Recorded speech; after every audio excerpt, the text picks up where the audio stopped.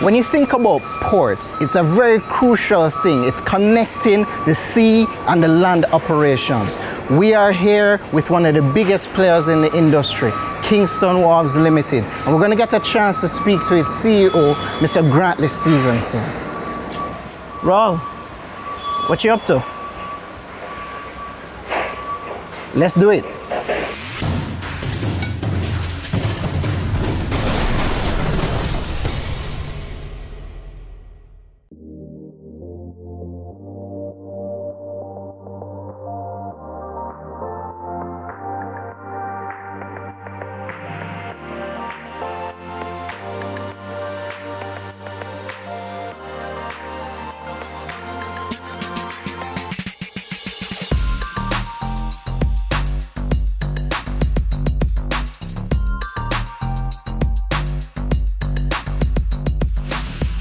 Grantley, thank you very much for joining us for this. You're very welcome. All right, so how are we going to start Kingston Wharves?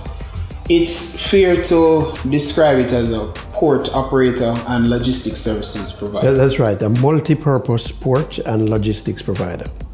And in fact, we add one word to that. We see ourselves as a lead logistics provider. I was just about to say, I'm sure you'd say the best in the Caribbean, right? Indeed. In fact, you know, we have won 5 awards over the last 9 years for the best multi-purpose port in the Caribbean. Okay, well, that's impressive. Congratulations. Thank you. So the company has done well, and the stock has done well. We see since 2013 profits were up about 94% to 2017.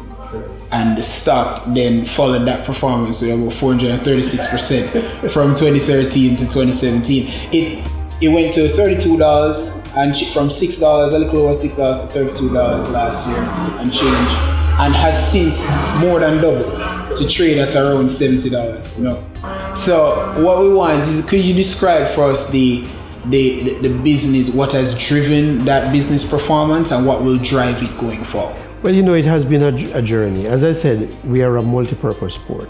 That means we handle all types of cargoes. When the management changed in 2003, we took a very hard look at Kingston Wharves and realized that we needed to shake things up a bit. And we had to find new sources of revenue. And so we developed a strategic plan which would involve acquiring more lands, expanding, because if you got new business, then you need place to store the cargo. So we started that process, and that strategic plan called for us to explore the possibility of creating a hub for transshipping cars. So that started. We got one shipping line interested, and in late 2009 we signed an agreement with them. We started out with about 15,000 cars. In 2017 we did 88,000 cars. Wow. And so far for 2018 we have seen about a 15% increase on that. And our expectations are that this trend will continue.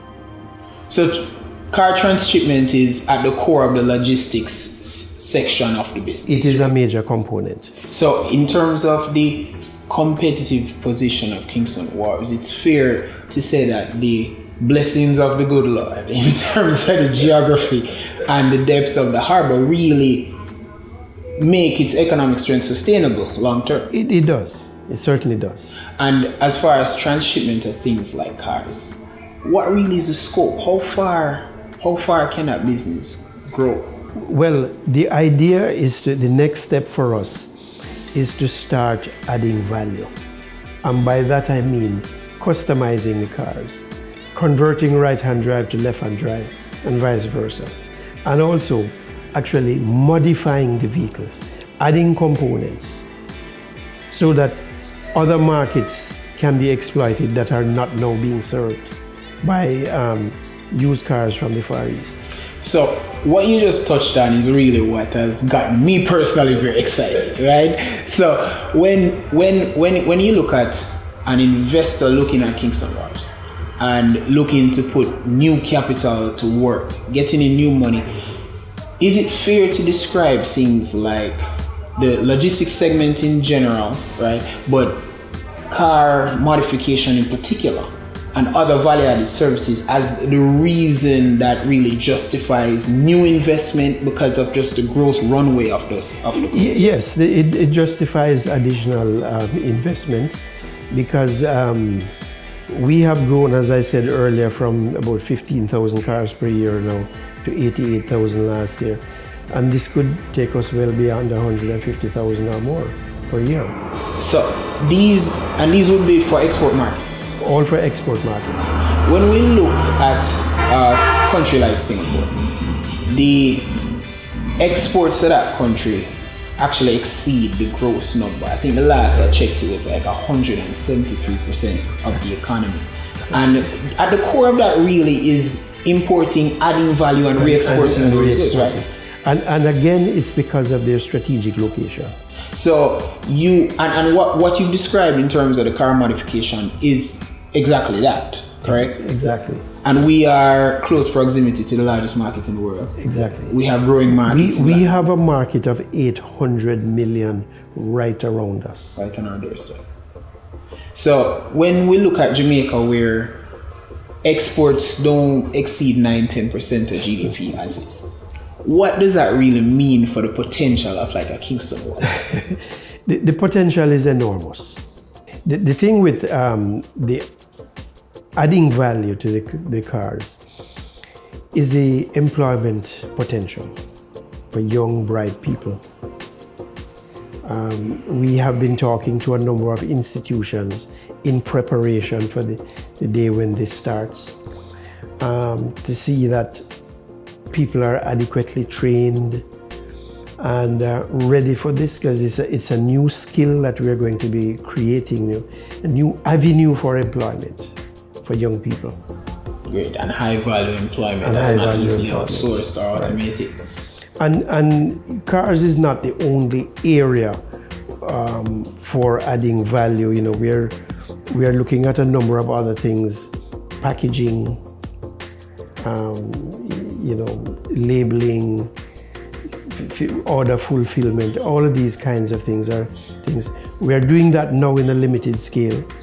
But again, the potential is enormous. That is impressive. So to sum it all up, you really are going at that goal of best multi-purpose sport. We are indeed. We take it very, very seriously, and we are going for it. For the future, yes, we are looking at a 90 to 100 million US dollar investment in additional warehouses and also improvements to our port infrastructure and the acquisition of more equipment.